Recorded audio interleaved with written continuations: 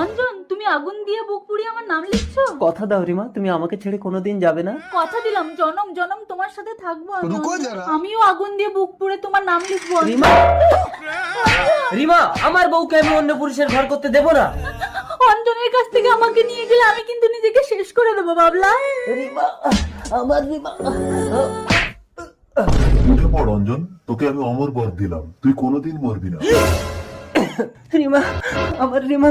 স্বামীর অত্যাচারে রিমা আর বেঁচে নেই অঞ্জন। না, আমার রিমা মরতে পারে না। তুই চিন্তা করিস না, 300 বছর পর মধুপুর গ্রামে তোর রিমা আবার জন্ম নেবে। কিন্তু আমি ওকে চিনবো কি করে? ওর বুকে তোর নাম লেখা থাকবে। ওর বুকে থাকবে আমার নাম। মনে পড়েছে তুমি আমার অন্তর।